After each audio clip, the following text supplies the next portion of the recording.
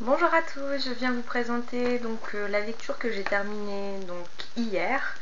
Donc c'est le tome numéro 2 des Enfants de la Terre de Jean Mary Howell, donc qui s'intitule La Vallée des Chevaux.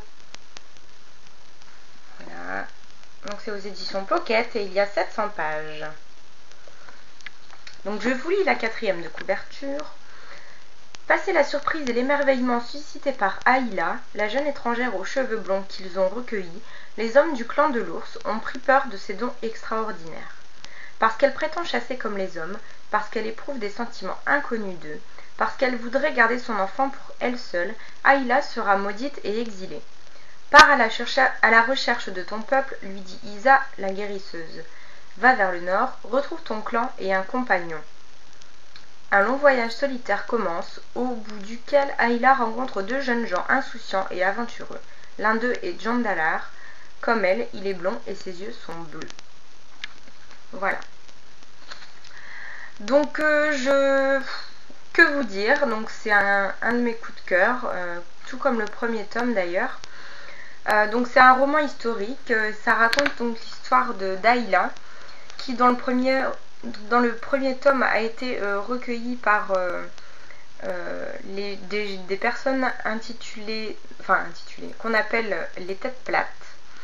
Donc elle a été maudite de ce camp et donc elle va vers le nord pour retrouver les personnes de son espèce, donc intitulées les autres. Donc on voit ici il y a donc le rythme du livre, c'est en fait une fois on a le voyage d'Aïla qui est raconté, et une fois on a l'histoire de John Dallar et Tonolan qui sont donc deux frères et qui font partie de l'espèce des autres. Donc les récits sont entrelacés comme ça jusqu'à à peu près les 3/4 du livre, et aux 3/4 du livre ils vont se rencontrer, donc les deux frères vont rencontrer donc Aïla. Donc franchement le récit des deux frères ne m'a pas tellement intéressée. J'ai trouvé ça très long étant donné que je voulais absolument qu'ils se rencontrent.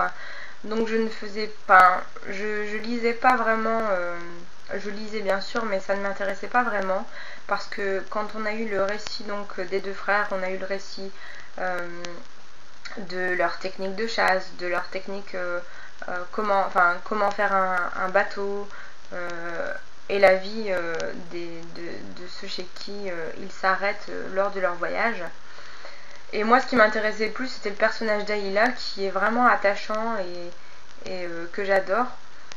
Et c'est pour ça que j'avais hâte que le récit des deux frères se termine pour passer directement au récit d'Aïla.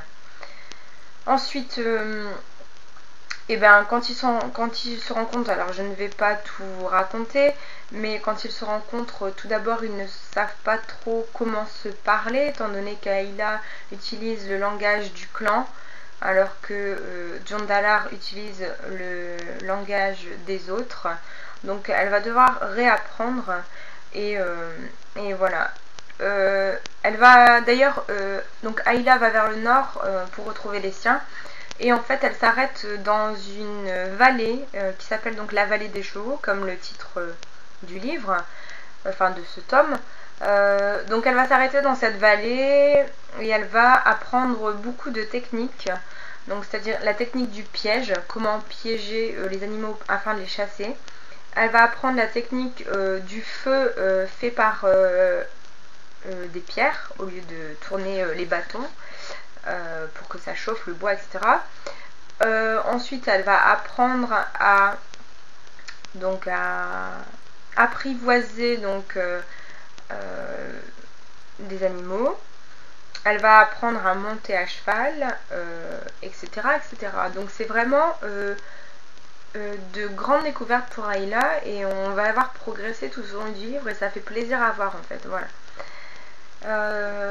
Donc je ne vous raconte pas les péripéties avec John Dallar, vous découvrirez par vous-même.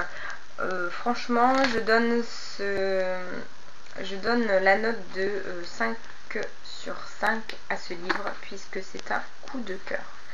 C'est vraiment bien écrit. L'entrelacement des chapitres entre les deux frères et Ayla rythme beaucoup le livre. C'est vraiment très agréable. Que dire d'autre? Je l'ai lu en 2 semaines. Même pas. Donc franchement, je vous le conseille fortement. Je l'ai aimé autant que le premier tome, je pense. Et encore, je pense que j'ai même préféré celui-ci parce que on voit Ayla se débrouiller par elle-même et évoluer beaucoup. Alors, dans le premier tome, elle a évolué aussi, étant donné qu'elle a dû apprendre toutes les techniques et tout du clan. Mais ici, en fait, elle est toute seule. Et il n'y a personne qui l'empêche de chasser, il n'y a personne qui l'empêche de rire, il n'y a personne qui l'empêche de faire quoi que ce soit. D'ailleurs, elle est seule. Donc c'est pour ça aussi qu'elle va découvrir de nouvelles techniques par elle-même, parce que, eh bien, étant donné qu'elle se met à chasser, et pas seulement qu'avec sa fronde, eh bien, elle va évoluer beaucoup. Qu'avant, elle était au sein du clan, et elle ne pouvait pas vraiment évoluer parce qu'on lui interdisait de faire un tas de choses. Tandis qu'ici, elle est bien obligée de se débrouiller toute seule, et donc forcément, ça l'aide beaucoup à progresser. Quoi d'autre? Ben, écoutez, je vais vous laisser découvrir ce livre. C'est vraiment un livre que vous devez absolument lire. Alors, étant donné que c'est un roman historique, déjà j'avais une appréhension en disant ouais, ça va parler de plein de trucs qui vont pas m'intéresser, etc. Mais c'est tellement bien intégré dans l'histoire que franchement,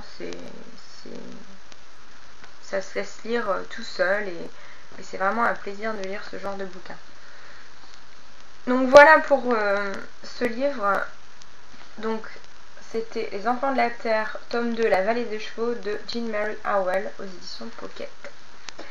Voilà, et bien écoutez, je vous fais un gros bisou. Je vous dis à très bientôt. Et je suis en train de lire, oui, je voulais vous le dire, je suis en train de lire Les Rêveries du Promeneur Solitaire de Jean-Jacques Rousseau. J'ai lu 5 pages depuis hier. J'avance pas très vite. Enfin, pas du tout. Enfin, pas du tout. Je vais y arriver. Je n'avance pas vite du tout. Donc, je ne sais pas quand est-ce que j'aurai quand est-ce que vous aurez votre revue. Mais ça commence à me gonfler cette histoire. Quand je lis, en fait, je lis. Et je fais même pas attention à ce que je lis, tellement ça part dans tout. Enfin, dans des réflexions personnelles et intenses. Je sais pas si c'est vraiment une lecture de vacances que j'aurais dû faire, mais de toute façon, lire ça pendant les vacances ou pendant le travail, pour moi, c'est un supplice. Voilà. Mais comme je ne peux pas abandonner un livre, je continuerai à le lire jusqu'au bout. Même si il me faut plusieurs mois pour le lire, mais bon, bref. Bon, allez, trêve de plaisanterie. Je vous fais un gros bisou et je vous dis à bientôt. Salut!